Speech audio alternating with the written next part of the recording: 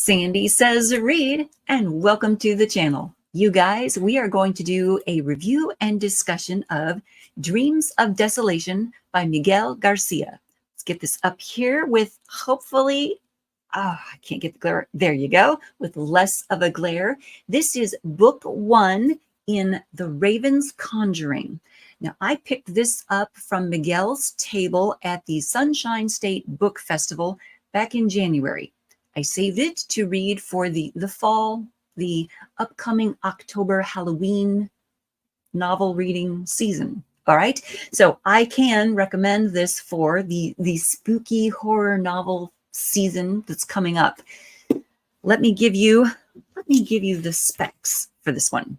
All right. This is Dreams of Desolation by Miguel Garcia. This is book one of The Raven's Conjuring. Miguel published this himself in 2020. It is 282 pages, and let's read the back cover for you. All she wanted was a typical college experience, but the laws of fate have other plans. When Morgan embarks on her freshman year at a prestigious university, everything goes to hell. The violent sleepwalking disorder she suffers from resurfaces, and it keeps getting worse. Her episodes trigger hallucinatory visions that cause her to believe everything she experiences in the place she now calls home is tainted with something obscure. Once hailed as the City of Dreams, Whispering Pines is better known as an armpit of a town, a place where dreams vanish faster than the children who disappear without a trace.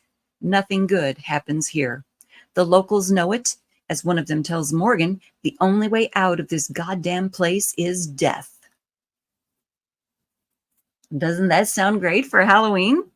All right, you guys, before we dive into my review and our discussion, I want to welcome you to subscribe to the channel. Please subscribe to the channel. Please welcome your friends to subscribe to the channel too, because you know what we do here?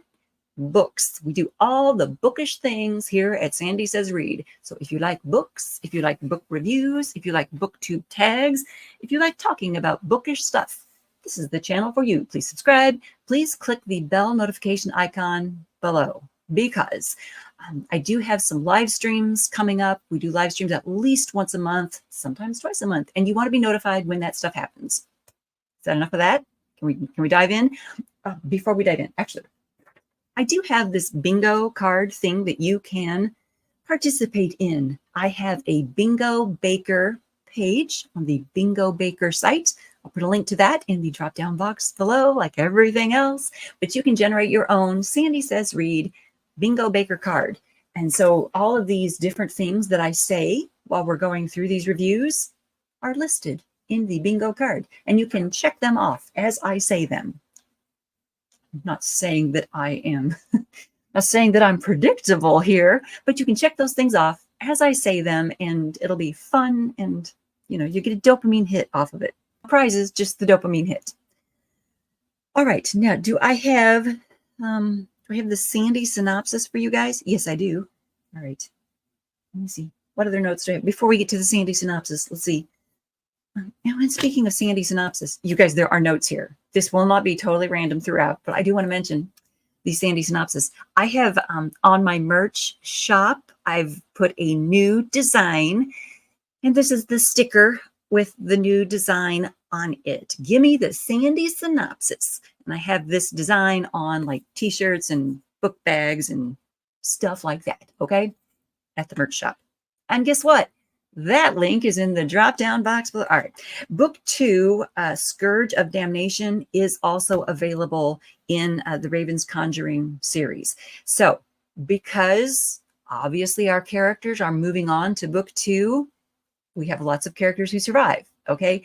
So I don't think I'm going to be giving away too many spoilers talking about some of these characters. Some of this stuff that I talk about, I think it's okay to mention, like those, it mentions on the back cover, kids are disappearing, they're going missing. So I'm going to mention that. I'm going to talk about that during this discussion. There are some of these plot points we're going to talk about that I think it's okay to talk about.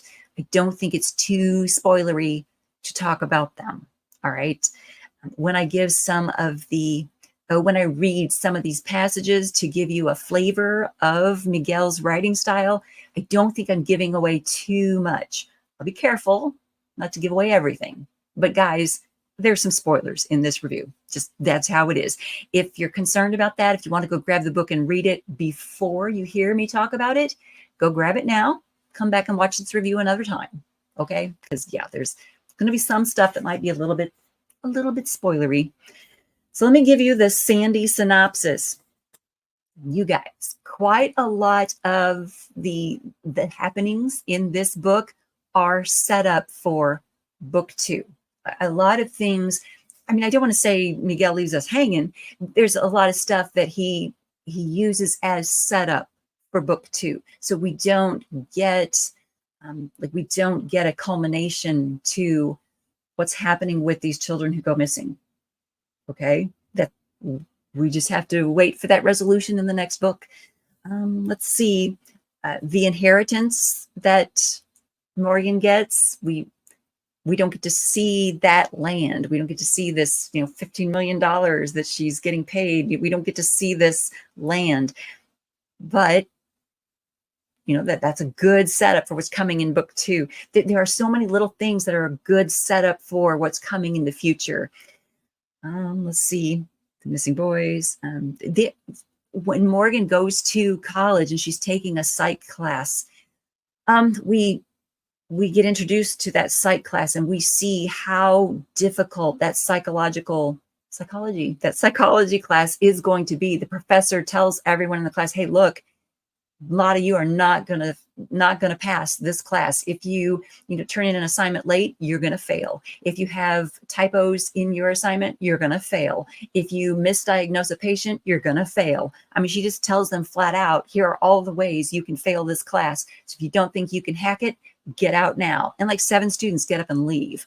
Okay, so Morgan is in a psychology class that's gonna be tough, and she makes it all the way through. We don't see her make it all the way through. We don't see her struggling in that class, but we know she struggles because when we come back to that class toward like the 3rd act of the book, we see her in class. We see this assignment that she's given for her final grade, and boy, we come back to that in a big, solid way. All right, but that class again is going to be continued into the next semester. And so that next semester is going to happen in the next book. So there's all this setup, there's this groundwork, there's this foundation is building for this second book to happen.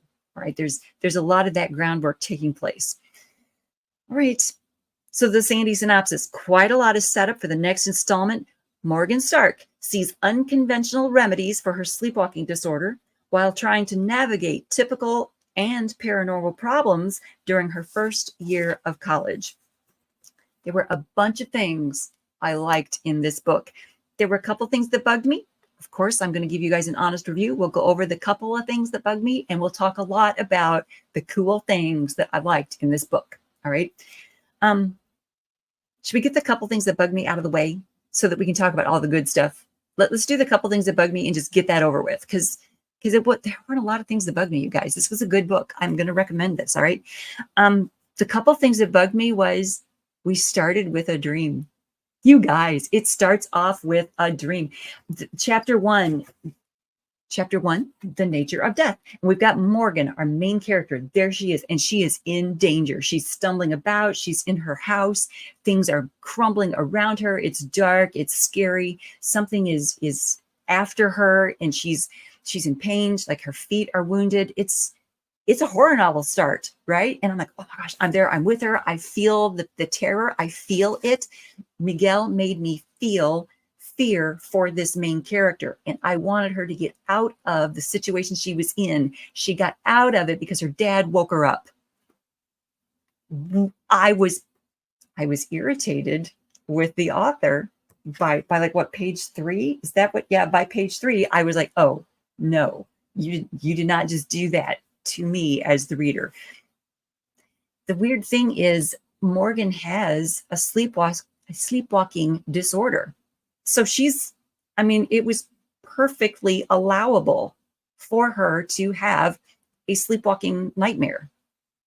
It's going to happen. And it happens several times throughout the book. Throughout the book, we do have these instances of her sleepwalking, of her having nightmares, of her, we learned that she's able to let me spit it out here. We learn that she's able to levitate when she's having one of these nightmares, one of these episodes. And that's a little paranormal, right? Okay, so it's not unheard of for her to be going through this. So for us to begin with that, I think is excusable. It's okay. Right. But it did bug me on page 3. I'm like, oh, what just happened? No, you did not. All right. Okay. Let's see. Some of the dream sequences. Okay. Yeah. Some of the dream sequences did leave me wondering, okay, how much of that was real and how much of that was the dream? And I'm going to give you the example on page 272 and 273. We have a best friend named Chelsea, who is wonderful, but we have a best friend named Chelsea who is running to Morgan at her boyfriend's apartment. She's going to the apartment and she is, she's basically attacked by a couple of street people. Chelsea is, and she gets away from them and she goes to this tent city where some homeless people live and there's a fire. And I mean, there's a lot happening before Chelsea gets to the apartment building, the high-rise apartment building where the boyfriend lives. Okay, a lot happens. And then she gets up the elevator, she gets up there, and we discover that Morgan is sleepwalking, and Chelsea and the boyfriend Victor are like trying to get to Morgan and wake her up and bring her away from a precarious position so she'll be safe, right? So Morgan is, she's on like a precipice on the roof of this building. Victor and Chelsea are trying to wake her up and get her away from that. Victor's yelling at her. Beneath her, red and blue lights flashed in the dark sky as the fire department came to help put out the burning buildings. But Morgan had no control of her body. Her neck was twisted backward and her arms were raised high above her, like wings spread out, welcoming both the darkness and death her fate would bring. Victor, get her down before she's over the building. Get her down before she wakes up, Chelsea yelled as she collapsed to the ground, attempting to catch her breath. Okay, so Victor and Chelsea are working to get Morgan away from danger. Okay, we're in multiple points of view because we're seeing things from multiple characters. We need to feel the terror from multiple characters. Okay, so we're feeling it from multiple points of view. Let's see, rising flames, fires consuming everything around her. Morgan is screeching about it, of course. Let's see. As Morgan, stared through the darkness of the night sky, an unkindness of ravens flew towards Megan. And before Victor could reach her, hundreds of ravens swarmed around her. He kept his gaze fixed on her, thinking how to help her, but his thoughts were useless. In a split second, she was cloaked by the blackness of the ravens. When the unkindness disappeared, Morgan was gone. Morgan! Morgan! Victor collapsed to his knees, and he kept screaming out to her. Morgan! Morgan, wake up, Victor said, nudging her hand, and she screamed as she was jolted out of her sleep. She woke in the back of a luxurious town car with Victor at her side. She dreamt that whole thing, I think. I'm not totally clear. Okay, because we were in multiple people's points of view. Multiple people were seeing these things. Multiple people were experiencing this dream with her. It is my hope that we're going to figure out in book 2 how these other people could be experiencing this. I think that we're going into an alternate reality when she's having these episodes. I think we're all going into that alternate space with her. I think Miguel is setting that up. I think that because of these boys that have been captured as well, these kids that have been kidnapped, we're going to go into that in a minute. We're going to talk about those kids. I think Miguel is setting us up for like parallel universes, parallel realities when Morgan is in these sleeping episodes. You know, this Dreams of Desolation, okay? I think there's a lot going on here. I think there's a lot happening. Okay. So let us talk about the things I liked. Obviously, that was a touch of confusion, but I think there's something happening there that is deep and cool. And I like that. Other things I liked. I found this easy to read. You guys, it took me, I think, 2 evenings. Like each evening I read like half of it and the next evening the other half. It was so easy to read, so easy to get through. It went at a really good clip. His writing style is friendly, it's conversational, it's easy to get through. it's not, I don't want to disparage self-published books. I have self-published books of my own, but you know how sometimes some self-published authors have a style that is almost convoluted, you know? Let's just leave it at that. Sometimes they do. This one was not like that. This was easy to follow, usually easy to follow. I wrote that down. And of course, ravens. I love the ravens. There are ravens used nicely throughout this book. We meet an unkindness of ravens as Morgan and her family are on their way to the university, on their way to that town. Their car breaks down. There's a flat tire and they break down, and Morgan and her father, are going for help, and on their way to get help, an unkindness of ravens is at the side of the road picking at some roadkill, right? And Morgan befriends one of the ravens, and he has a crooked claw. One of his claws is, I don't remember now if it's missing or it's just crooked, but she befriends one of them and gives that raven some of her protein bar, okay? And that particular raven shows up throughout the book, which I think is very nice. But there are ravens just throughout this book, including the last name of her new boyfriend in town, Victor Raven. And I don't want to give away too much about him, but the raven concept goes throughout this book, and it's very nice. I like that a lot. As a bird person myself, I like that a lot. I liked the foreshadowing and the setups. I don't want to give away too much, but if you read this, pay attention to Morgan's jewelry. Wonderful. And the horror elements in this book were horror elements. I mean, there's a birthday party that we flash back and talk about, a birthday party that Morgan had when she was 8. And there is an incident at that birthday party that's just like, oh gosh, that's straight out of Stephen King. Okay. There are just little bits throughout this novel that when you read them, you're like, oh goodness, that is horrifying. Well, of course, because it's a horror novel. Perfect for our Halloween season, you guys.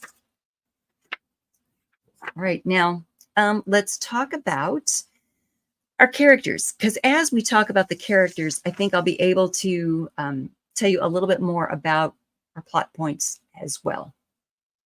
Our characters are Morgan Stark. She's our main character. She is the one who she has this sleepwalking disorder, which she's had since she was a younger girl.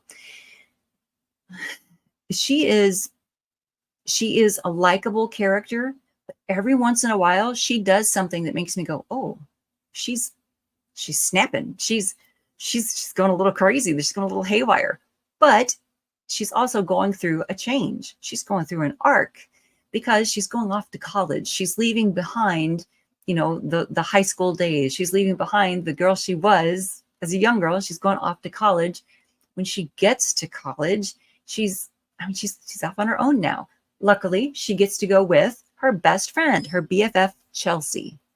Chelsea she comes from a less affluent family. Morgan's parents are quite well off. They have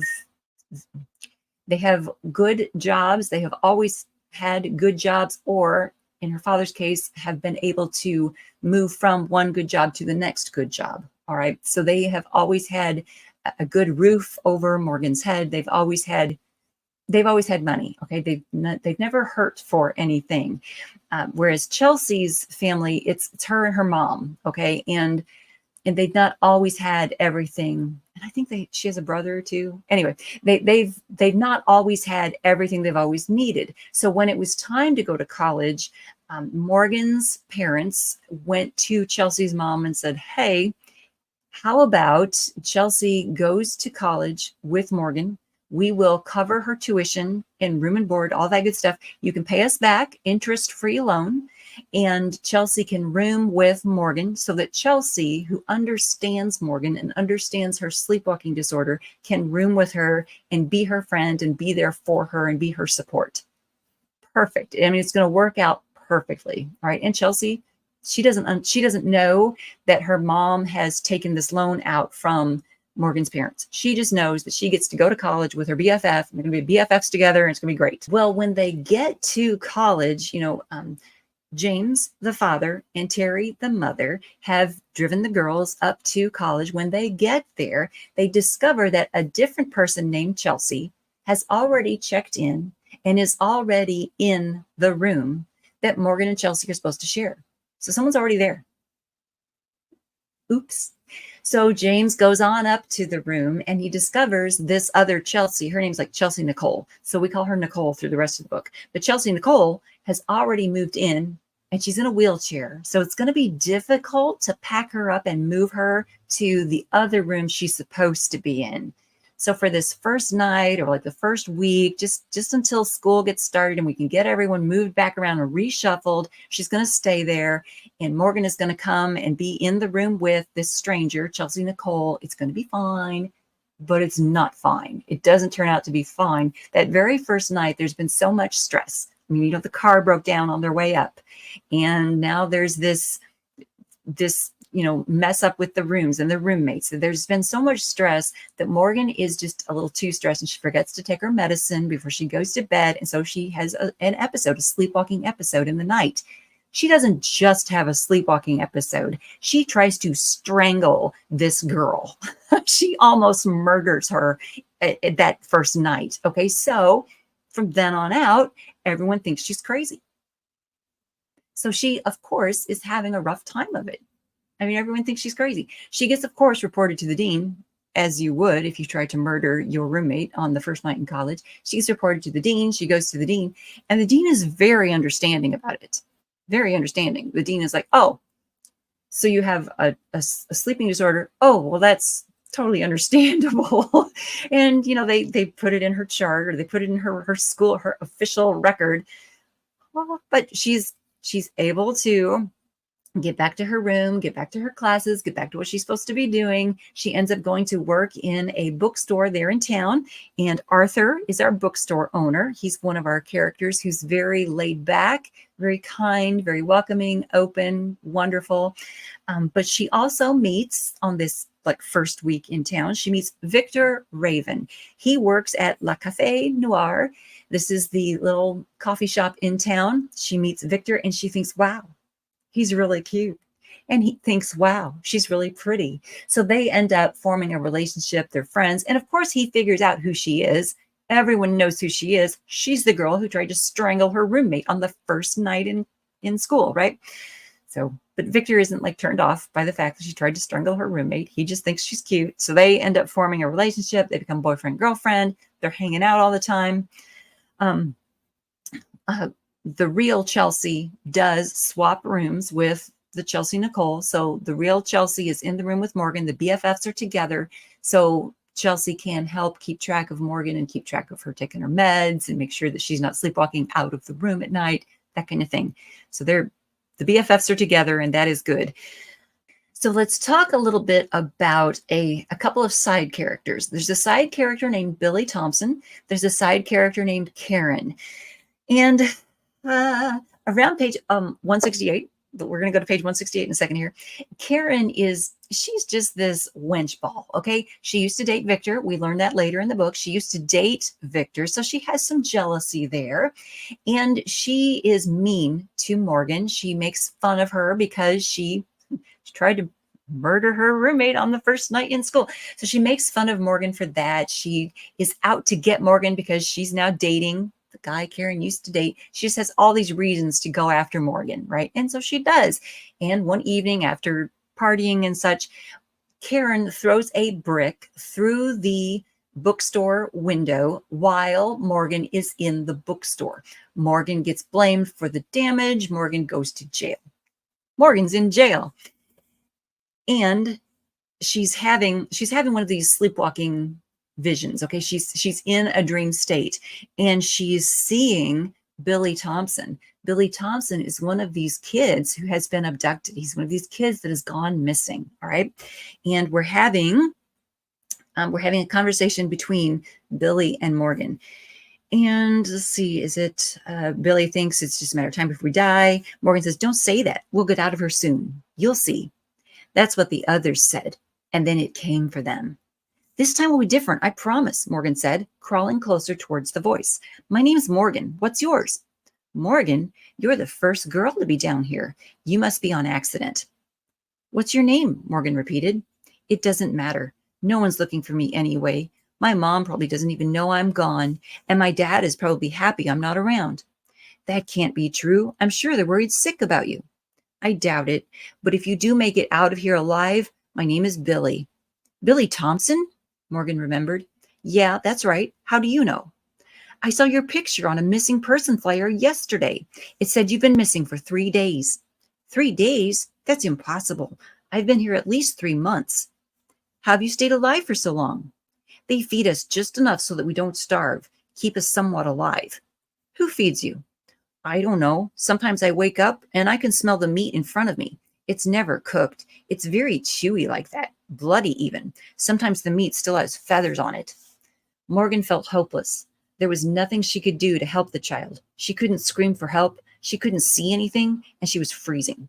This isn't real, she thought to herself. I'm just dreaming. Last night didn't happen at all. I'm not in jail. I never argued with Victor or Chelsea. Everything's fine. You said there was a poster of me? Yes, they were still searching for you and the rest of the missing boys. It's too late. Those boys are gone. It gets a little tense and suspenseful. Miguel does a very nice job of building suspense in the suspenseful scenes. It's like the walls are closing in on Morgan here, and there's jingling of keys. And let's see, Morgan obeyed, holding her breath. Da, da, da, da. A familiar croak of a raven. Its wings flapped as it flew towards Morgan's cell. The jingling sound persisted and came closer with every flap of its wings. Morgan stared in disbelief. In the faint light, she could make out the gleaming of a set of keys the bird carried in its beak. The raven landed in front of Morgan's cell, its single claw clutching to the bars. Isn't that nice? Yeah. The raven that she had befriended on the road with just one claw is here in her dream, giving her the keys to escape from this prison. And I like that. It's another reason why I think we're in parallel universes. There's parallel something going on here. But we meet Billy in this sequence. Billy, one of the boys who's been kidnapped. Now, like I mentioned earlier, we don't get a resolution to these kidnapped children in book 1. I think that's coming in book 2. There's so much setup. There's so much foundational building for that. But we'll get that later. Then we have another character, a character I've saved for last. Her name is Chandra.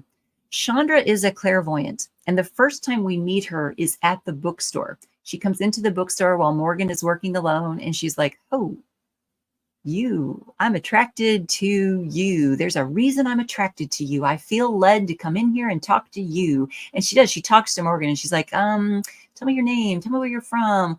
I think I know you. I think I know stuff about you. You need to come to Tent City where I live and talk to this guy because he can help you with the power you have. And Morgan's like, I don't have a power. And Chandra's like, yeah, you do. But Chandra has just tons of good lines. She has good wisdom. I like Chandra a lot. She has good information. And let's see, on page 213, she says, they used to call me Chandra, the witch of the damned. Is that what you are? A witch? Maureen gulped. No, but people are quick to label that which they can't comprehend. Isn't that a good line? I underlined that because I think that is accurate and true.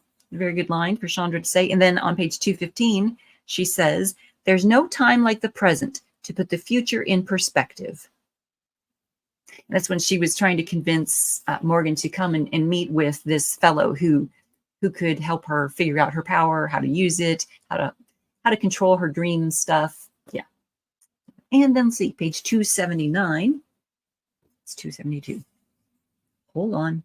Hold, please. All right, page 279. Oh, yeah. Chandra said this a few times. She said, the place you are is where you're meant to be. And that comes into play here toward the very end, the third act, when Morgan is at a place where she is meant to be. That's it, you guys. That is all that I had written down for you. Those are all my notes about Dreams of Desolation by Miguel Garcia. I enjoyed this a lot. I thought this was really good. I know there were moments when Morgan was doing things that were just like she would snap at a character, or she would do something that was like, whoa, Morgan, what are you doing? Like this Karen character who was just mean to her and rude to her. Well, there was one instance when we first met Karen, who was like serving food in the cafeteria. And Morgan's putting her stuff together. She's putting her salad together. She's got salad dressing on it. And this Karen chick is just giving her lip, right? And Morgan finally is like, screw this, and like throws her salad all over Karen. And there's like salad dressing dripping off of her. And Morgan just storms off. I'm like, whoa, hey, that seemed a little out of character. But it was one of the character traits that Morgan was developing. I mean, every once in a while, she would just, I don't want to say she'd fly off the handle, but every once in a while, she would just be like, look, I'm sick of this crap, and I'm going to let people around me know I'm sick of this crap. And she would stand up for herself, or she would lash out at someone, or she would finally hit someone. She would finally just act out. Finally, just do, right? So, yeah, that was, Morgan was doing what she had to do, what she felt she needed to do for herself. Might have been sleep deprivation, I mean, really. Okay, you guys, thumbs up for horror novels going into the Halloween spooky season. And thumbs up for The Raven's Conjuring, at least book 1 of the Raven's Conjuring series, I think. And you guys, isn't that Raven is just great, right? I mean, the whole time that I was at the Sunshine State Book Festival back in January, I could see Miguel's table across the aisle from where I was, right? He was just kind of up a couple tables across the aisle from me. And I saw this book on his table, and that Raven against the moon was sitting there. I was just attracted to it, right? So by the end of the day, that book is going to be mine. And it was. So there we go. Thumbs up for good spooky novels for Halloween. And thank you so much for tuning in.